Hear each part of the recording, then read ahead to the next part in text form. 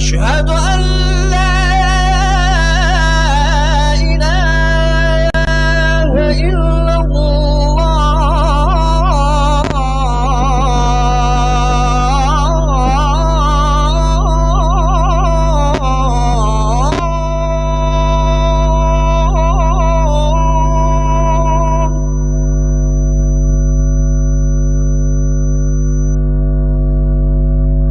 أشهد أن لا إله إلا الله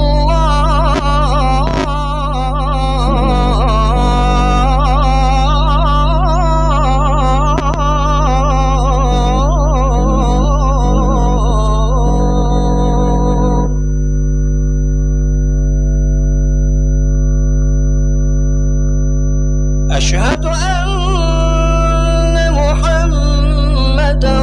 رسول الله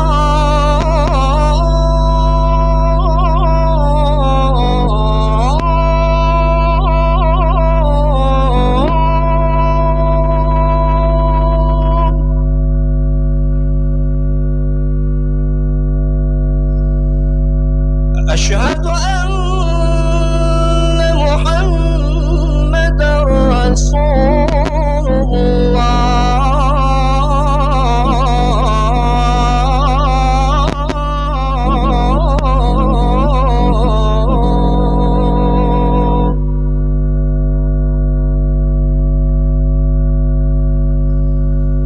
حي على الصلاة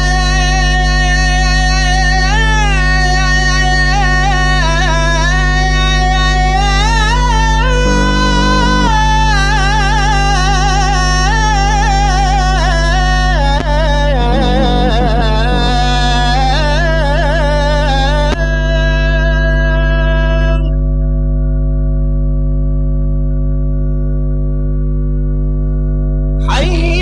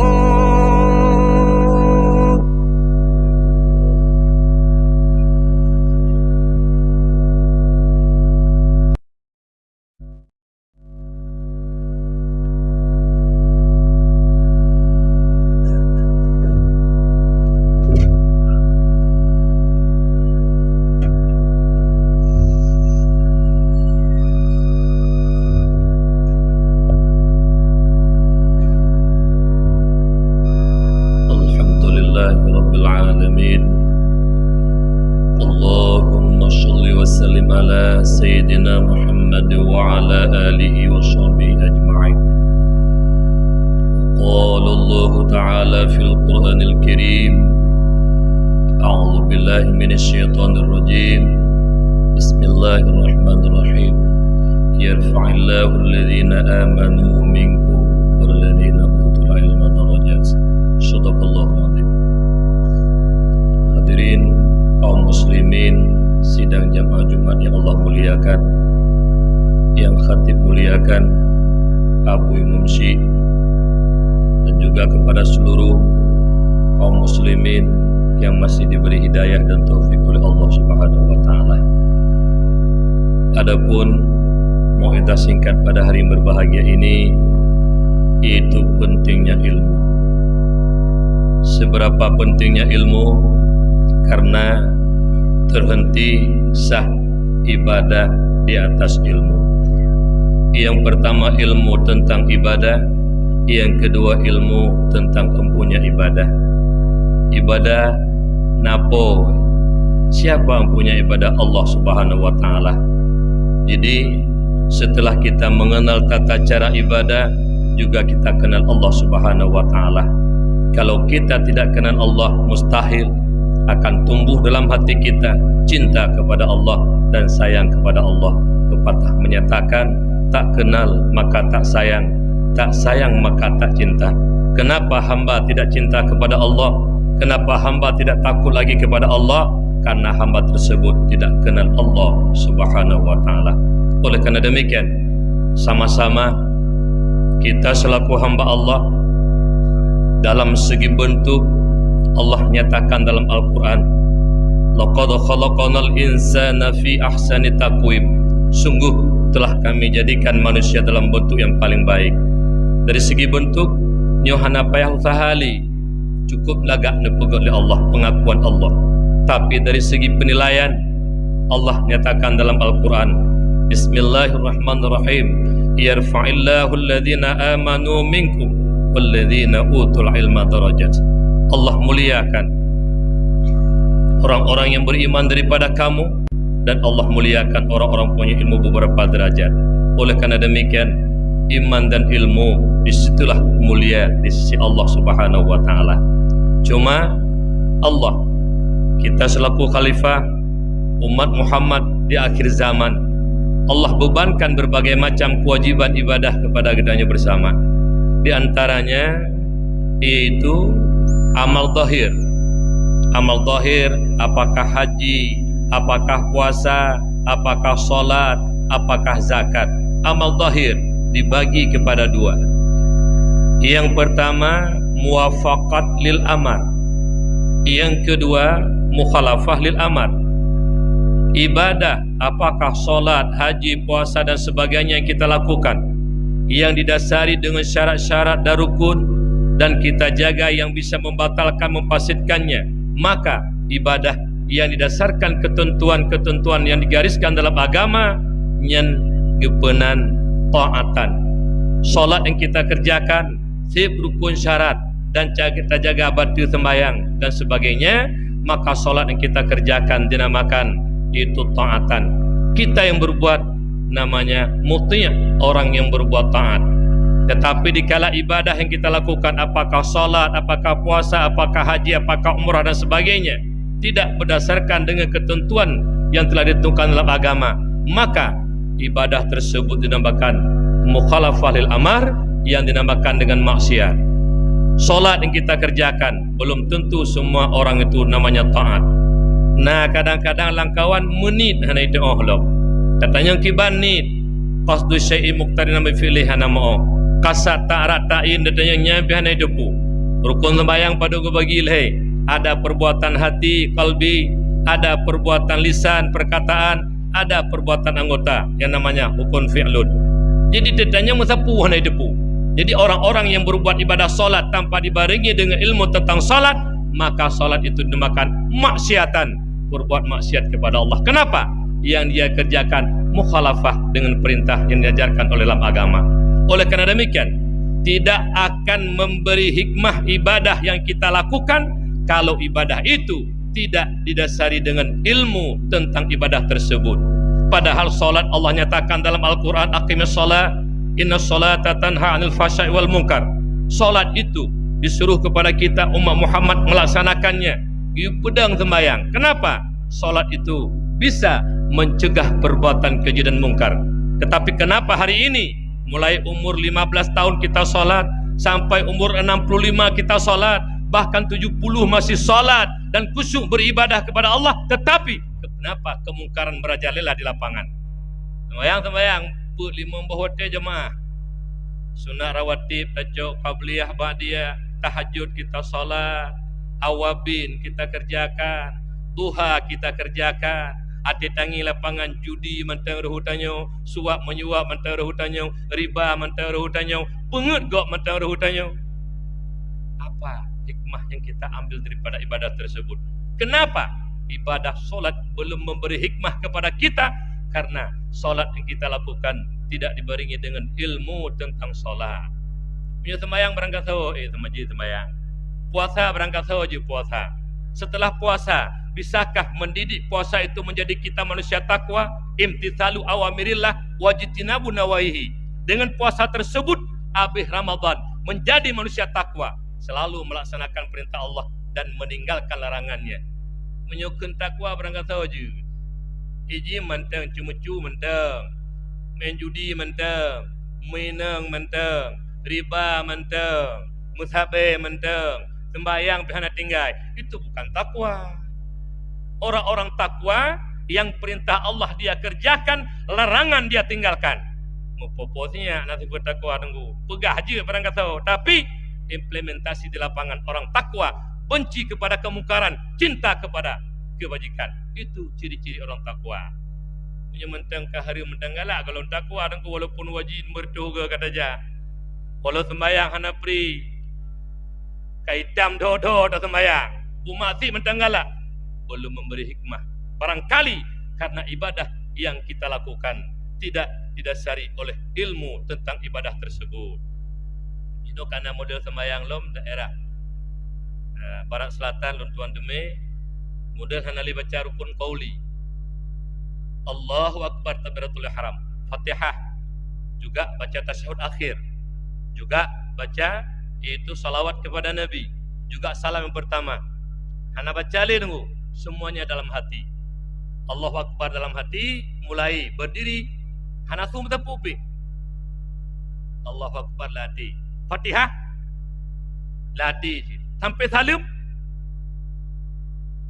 lamati. Hana lirkun qauli. Arti katanya, kenapa kalian tidak membacanya? Allah sudah tahu. Itu jawabannya. Kenyanya modal sembahyang tu. Sembahyang hanya duri, padahal aqwalun wa af'alun muftatahatun bitakbiri wa muhtatamatun bitaslimi, dengan syarat-syarat tertentu. Ada perkataan di situ, ada fi'lunnya di situ, ada perbuatan kalbunnya. Karena bodoh dengan ilmu agama, dia anggap sepele tentang ilmu agama, dia biarkan ilmu agama, maka kejadiannya ibadah demi ibadah yang dia lakukan belum memberi hikmah kepadanya. Puasa dengkung mulai umur 7 tahun lah saya tadi kayak puasa. Pada umur 80 kah. Mentang sehat. Pubui lapangan. Mbak menjudi naruh mentang di. Alian mbak publo chip mentang na chip. Alian perkaruin enggak mentang na chip. Untuk apa ibadah yang kita lakukan? Ini barangkali faktornya adalah karena ilmu yang kita laksanakan ibadah itu tidak seri dengan ilmu. Oleh karena demikian, pentingnya ilmu. Kenapa terhenti sah ibadah di atas ilmu? Makanya ulun tuan titip satu pesan daripada Allah yarham Abu Tu Blang Beladih. Di akhir-akhir beliau, kami dihimpunkan di rumah beliau. Yang pertama, beliau mengatakan, nyogata-gatanya yang kaji ke Dewan Guru, wo laki terima ngasih bak ayah, laki terima ngasih bak mak, terima ngasih ayah, terima ngasih mak, yang kan ya peduk lun bak tempat turi Allah, hingga lun kalun turi Allah, hingga lun kaya ka Allah, lun ka berhasil ronyo, hingga maksiat halun ju lakukan li, merasa Allah ketepu pu yang lu pubut, Allah nedengar pu yang lu pegah, dan Allah nekalan pementang lunja. Alhamdulillah ayah, terima kasih ayah dan ibu yang kan ya peduk lun bak tempat kuri Allah, hingga lun ia ka Allah. Hana ni ya peduk lun bak tempat turi dunia, kenal dunia hingga lun lalu ngedonya dua ke Allah dan hanaya ke Allah. Gila kita mengerti kamu ni ayah-ayah yang telah diberi hidayah oleh Allah, yang dia mengantarkan anaknya pada tempat di mana tempat tersebut diajarkan untuk kenal Allah hingga anak itu takut kepada Allah. Sebaiknya jangan salah kira keberhasilan.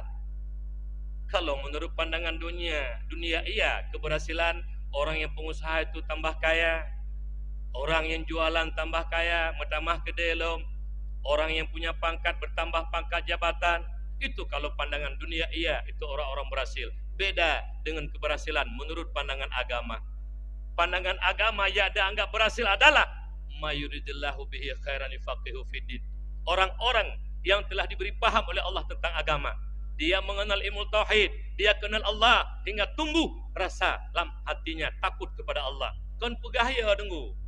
Munyu pegahya ke Allah, anak mi ji pegah lun ya ke Allah, lun ya ke Allah. Takut dalam artian kata, perintah Allah tidak berani kita tinggalkan, larangan Allah tidak berani kita kerjakan. Itu makna takut. Kan pegah-pegah lun ya ke Allah. Nya namanya aja di metiung ji pegah ba. Takrih lidah. Ji pegah dah baik. Dia kalah. Ji pegah ba tiung nu. Tapi kanyan ronyo buktikan takut kita kepada Allah. Nyo yang paling penting.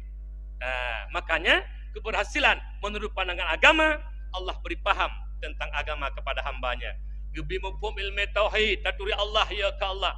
Neberi mufhum ilmu fikih hingga tata cara ibadah memang tepu dan sah ibadah hingga ibadah tersebut menjadi penghalang kita daripada berbuat maksiat. Yang terakhir diberi paham kita ilmu tasawuf hingga iri dengki ta'jub riya takabur hana lam hati kita nyo. Nyokan ronyo. Allah hana taturi hana ya ke Allah. Beribadah kepada Allah tata cara ibadah hana mufhum lam hati iri dengki ta'jub riya takabur nyan lam hati senang melihat orang susah, susah melihat orang senang. Hatai kata nanggop dikata haji begitu tu tagap ipro-pro jero senang. Padahal kita orang mukmin senang melihat orang senang dan susah melihat orang susah. Bukan sifat-sifat orang kafir. Senang melihat orang susah dan susah melihat orang senang. Apabila tiga ilmu ini tidak diberi paham oleh Allah, jangan mimpi yang pertama takut kepada Allah, jangan mimpi ibadah memberi hikmah kepada kita, jangan mimpi penyakit hati, iri dengki ta'jub riya takabur. Gadah bagtanya, hana puya lumpau dulu. Hana puya lumpau. Ada umur sertuh dua ratus tunggu bila Allah tetap iri dengkina. Kenapa? Tidak diberi paham oleh Allah tentang ilmu tasawuf. Oleh karena demikian, orang-orang yang berhasil menurut pandangan agama adalah diberi paham oleh Allah tentang agama hingga mengerti ilmu tauhid, takut kepada Allah, tata cara ibadah, tahu dan mengerti, dan hatinya bersih daripada penyakit riya, ta'jub, takabur. Ada satu kisah. Tuan pernah kejadian lunjak sebuah pesta perkawinan. Dikala anak didik saya santri di dayah Madinatul Diniyah Darul Ikhwani Jomblang ada pesta perkawinan kakaknya. Diundanglah kami sebagai dewan guru.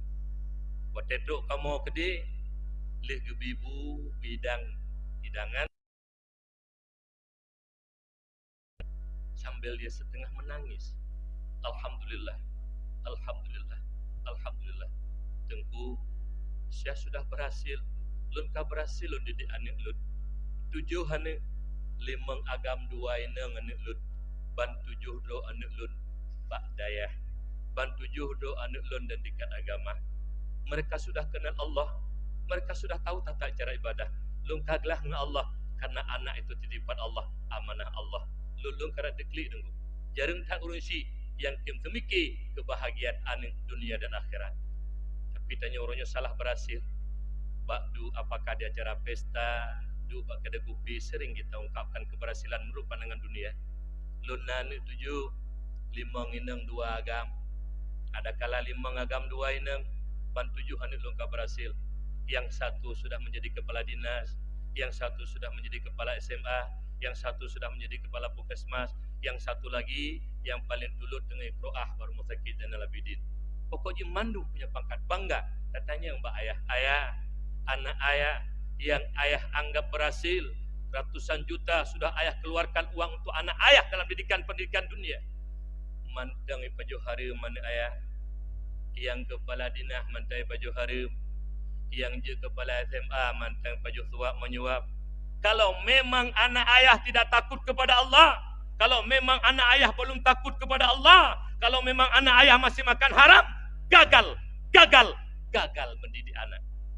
Ratusan juta kita uang kita tahan diri kita, bukan jadi anak amanah Allah, bukan jadi amanah anak-anak yang bantu agama Allah, tapi menjadi anak-anak kita dikala berhasil menurut kita, tapi dia gagal karena dia menjadi musuh Allah. Burung pajohari musuh Allah. Ibu mumpum doang berbahagia. Bele ayah lenang gak berhasil. Kalau memang anak tidak takut kepada Allah, gagal akhlak dan alim Allah. Oleh karena demikian, kegagalan hari ini kebanyakan orang tua menganggap pangkat jabatan itu segala-galanya. Bukan tidak boleh mencari pangkat, bukan tidak boleh mencari kekuasaan, bukan tidak boleh mencari kekayaan, tetapi harta pangkat jabatan tidak ada jaminan untuk membahagiakan dunia dan akhirat. Oleh karena demikian, takut kepada Allah satu-satunya modal untuk kita bahagia dunia dan akhirat. Oleh karena demikian, kebutuhannya penting. Kita yang hanya orang yang bangga dengan yang haram. Anak naik mobil kadang-kadang mewah tapi uang haram, bangga. Ada seorang orang tua yang hatinya waliullah.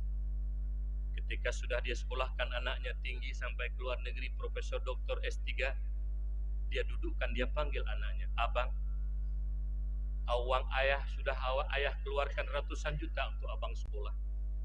Saya minta kepada abang, hari ini abang sudah menjadi kepala dinas, abang diberi mobil dinas, free motor miyuk-miyuk, rumah abang diberikan oleh pemerintah, gaji awak abang besar. Saya mohon kepada abang, jangan sekali-kali Rp1.000 jangan makan haram abang. Jangan sampai bawa pulang kepada anak abang nikmat yang Allah berikan, pangkat jabatan. Syukuri. Banyak rakyat-rakyat yang kerja di lapangan, banyak rakyat yang banting tulang, gajinya 50.000 per hari, tapi tidak pernah makan haram. Alangkah malunya kita di hadapan Allah setelah diberikan nikmat gaji raya, pengna, rumah hibi, motor hibi, menghalalkan segala cara yang haram kita makan. Na'udzubillah, tsumma na'udzubillah. Kita mohon kepada Allah Subhanahu wa taala. Manusia yang baik bukan manusia tidak bersalah. Manusia yang baik bukan manusia tidak berdosa, tapi yakinlah manusia yang baik adalah manusia yang selalu tobat daripada salah dan dosa. Mudah-mudahan kita diberi maunah oleh Allah, diberi hidayah oleh Allah, karena Rp1.000 haram kita makan hari ini diminta pertanggungjawaban di hadapan Allah Subhanahu wa taala. Ketika mulut kita berdusta, maka tangan kita yang berbicara. Al yauma nakhtimu ala afwahihim. Dikunci mulut kita, maka tangan berbicara, ya Allah, saya pernah mengambilnya. Mau kemana? Kita mengelak saksinya di hadapan kita, di hadapan Allah. Juzuk tubuh kita menjadi saksi di hadapan Allah. Oleh karena demikian, sekali lagi kita memohon kepada Allah, moga kiranya Allah Subhanahu wa taala memberikan hidayah dan taufik kita semua. Kita selaku ayah, jangan berhenti kita selalu menuntut ilmu supaya hati kita bersih, supaya kita takut kepada Allah. Anak-anak kita bukan tidak boleh sekolah, silakan bicara anak Aceh. Bukan tidak boleh mencari pangkat, silakan sebesar apapun, wujud hanya urung hayu, tapi jaga amanah Allah, jaga agama Allah. InsyaAllah kita akan menjadi manusia-manusia mulia. Amin. Ya Allah, ya Rabbal Alamin. Alhamdulillahi Rabbil Alamin. Allahumma salli wa sallim ala Sayyidina Muhammad wa ala alihi wa sahbihi ajma'in. Ayyuhan nas, ittaqullaha haqqa tuqatih wa la tamutunna illa wa antum muslimun. Wa qala Allah ta'ala fil Qur'anil Karim, Bismillahirrahmanirrahim. Qul huwallahu ahad, Allahus samad, lam yalid wa lam yulad wa lam yakul lahu kufuwan ahad.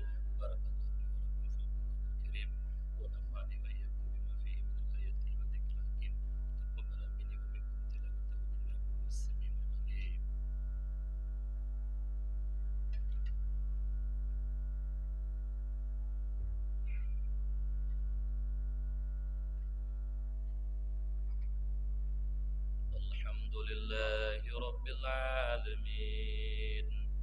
اللهم صل وسلم على سيدنا محمد وعلى آله وصحبه أجمعين. أيها الناس اتقوا الله حق تقاته ولا تموتن إلا وأنتم مسلمون. وقال الله تعالى في القرآن الكريم: بسم الله الرحمن الرحيم. إن الله وملائكته يصلون على النبي يا أيها الذين آمنوا صلوا عليه وسلموا تسليما. اللهم اغفر لنا ولجميع المسلمين والمسلمات والمؤمنين والمؤمنات الأحياء منهم والأموات برحمتك يا أرحم الراحمين. ربنا آتنا في الدنيا حسنة وفي الآخرة حسنة وقنا عذاب النار. ولا ذكر